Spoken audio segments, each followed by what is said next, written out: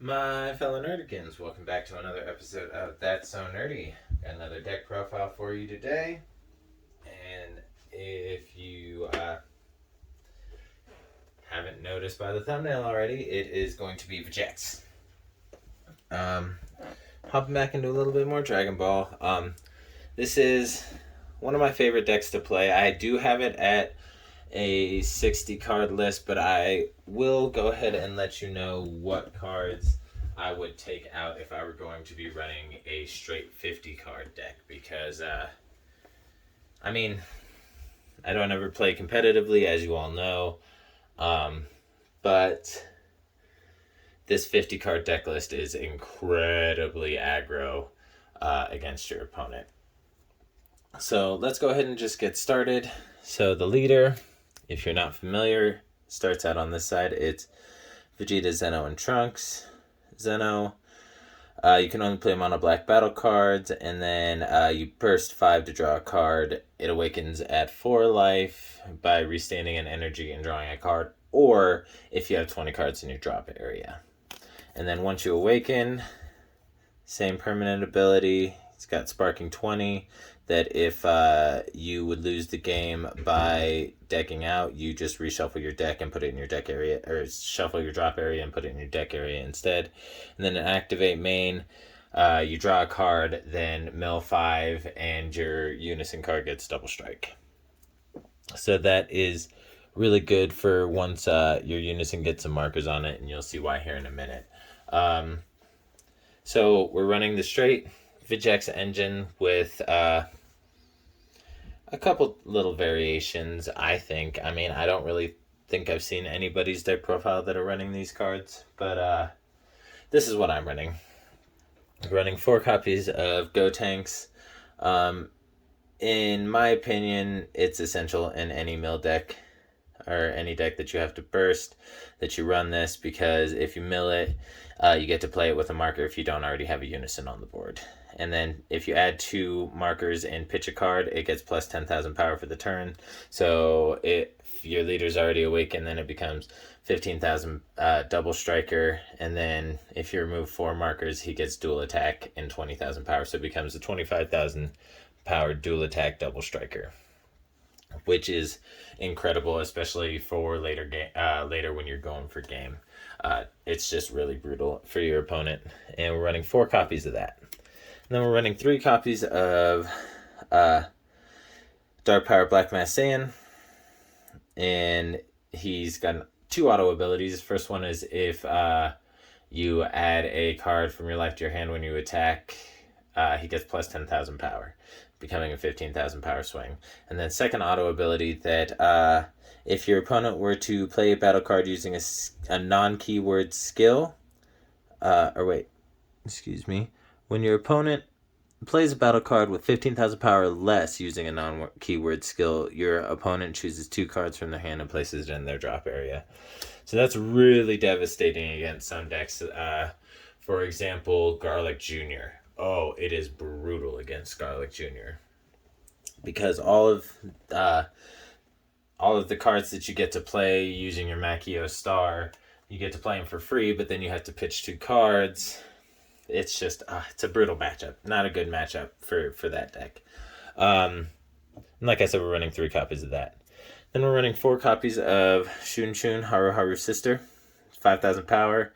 1 drop, permanent ability that you have, if you have a Unison play, it gains 10,000 power and blocker. So that's really helpful for being able to get all of your pieces on the board to try and just murder your opponent's life, honestly, because this next one, Haru Shun's sister, is the same thing, except instead of gaining blocker, it gains double strike. So it becomes a 15,000 double striker. So not only is your Unison a double striker if your leader is awakened, but also you've got this 15,000 double striker, you've got the 15,000 blocker on the board, and then you've got your super combo, which I know was severely errated for competitive play, but since I don't play competitively, we play by the cards, the text on the cards.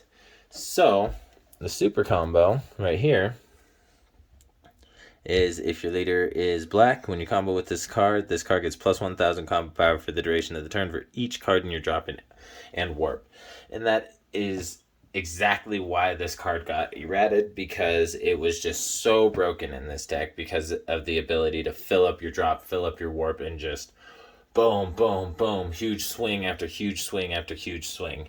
And I mean, that is why they didn't make it so this super combo could draw a card, but I don't think they really thought about how really overpowered that was, which is why they errated the card itself. But we play it by the text, so it's still pretty brutal. Next, we're running 4 copies of Time Agent Trunks, and just like the Unison, if this card is milled from your deck, you get to play it to the battlefield. It's got unique, and when it gets played, you can add up to 1 card from your life to your hand. There we go. 1 card from your life to your hand. And then it's got an auto ability that oh wait, I already said the auto ability. That's the mill ability. So it's just another blocker, but it's a free blocker, so that's always nice. But it's only free if you mill it from your deck, so that's the one caveat to it, but it's still really, really good. Alright, now next we're running 4 copies of Trunks Dimension Sniper. If I were to be playing a 50 card deck, I'd actually only be running 3 copies of this. But in a 60 card deck, 4 is fine. It's got Overwhelm 3 for free, and when you play it using Overwhelm, you get to warp one of your opponent's battle cards with energy cost 3 or less.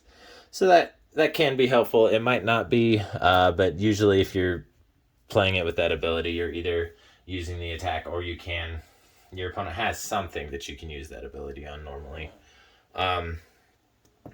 Next card we're running is 4 copies of Vegeta Demonstration of Might, and if we were running a 50 card deck, I'd only be running 3 copies of this as well. But since we're running 60, we're running 4. It's also got Overwhelm 3 for free, and then choose this card and one of your black battle cards with an energy cost of 3 or less and then you send the chosen card and this card to your warp. So if you play this using Overwhelm, it's going to be going to your warp anyway. So you play it for free, choose another card that needs to be sent to your warp, or that you want sent to your warp, and then you're able to draw a card. And then with your fusion, you can actually use cards from your warp to be able to fuse. So it's actually really, really helpful. Next, we're running Trunks Elite Descendant, and we're running 4 copies of this card. If it were competitive play, I would only be allowed 1, but since it's not, I'm running 4. It's got Overwhelm 3 for 1 energy, and when you play this card using Overwhelm, you can play a 3-drop Vegeta Xeno from your deck in rest mode. So that would be this Vegeta right here. So you always have a way to get that Vegeta somehow. That way you can get the cards into your warp in order to do your fusions if you don't already have them in there. And if I were running a 50 card deck, I'd also only be running 3 of those instead of 4. But 60 cards, you know. Alright, next I'm running 2 copies of, that's hard to read in the camera, Black Masked Saiyan the Devastator. It's got 19,000 power, critical, and an auto ability that during your turn, if your leader card is black and there are a total of 15 or more Saiyans in yours and your opponent's drop area, then this card... sorry, I'm having a really hard time reading this through the camera. I'm going to have to pull it away. Alright, during your turn, if your leader card is black and there are a total of 15 or more Saiyan cards in your and your opponent's drop areas, when this card's attack is negated when the card fails to deal damage to your opponent in battle with their leader card, choose up to 1 card in your opponent's life and send it to their warp. So if they negate the damage for that card in battle with the leader, then they crit a card to their warp, which is awesome. But if we were running a 50 card deck, we wouldn't be running that card at all. We're also only running 2 copies of it in this deck as it runs for 60. Next, we're running 4 copies of Time Agent Vegeta, and just like Time Agent Trunks and the Unison, if this card is milled, you get to play it to the battlefield. It's also got unique, and then if you pay 2 energy, you choose up to one of your opponent's battle cards with an energy cost of 3 or less and send it to its owner's warp. And you can do that once per turn, so that's really, really good. And then it's also got a permanent ability that if this card would be removed from your battle area, it is sent to your warp instead. So that's just more ability to be able to use him for your fusion. So it's really, really nice, actually. And next, it's... Oh, I think I said it, but yeah, we're running 4 copies of that card. Oh man, I'm messing things up all over the place right now. Okay, next we're running 4 copies of Eject Space Time Synthesis. It's got Union Pitara and a permanent ability that you can use cards in your warp for its Union skill. And costs 3 energy for its Union Pitara.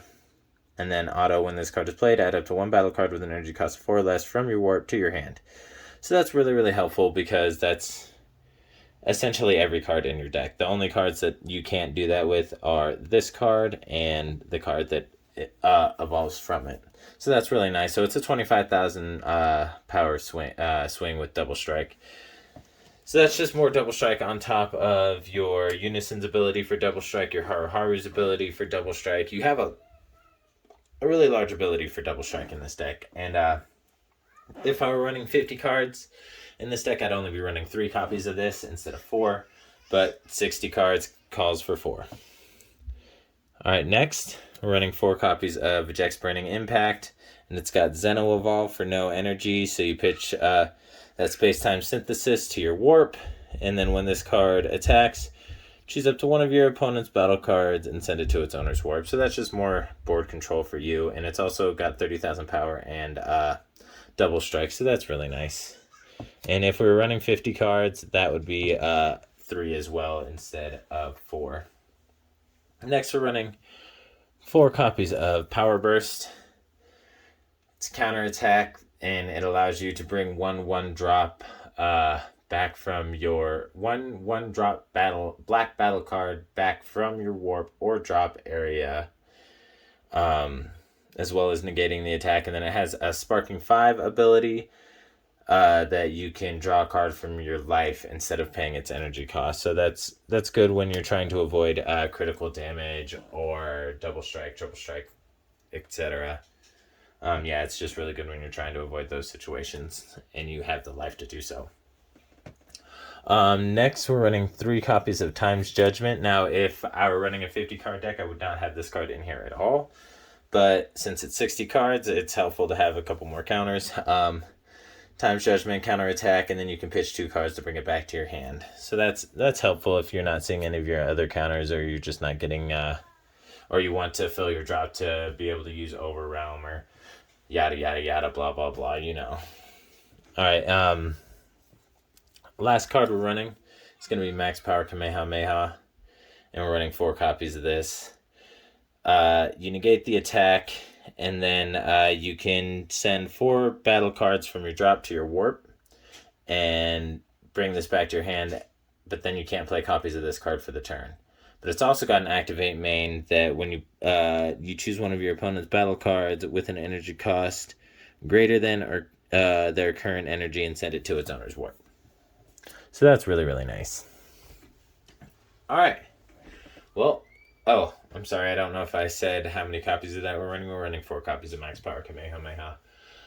But that's going to do it for today's video. If you like it, go ahead and smash that like button, comment, and subscribe. Really helps me out. And if there's anything you'd like to see, please go ahead and let me know. And I will do my best to try and accommodate any requests that I get. Have a good day and stay nerdy.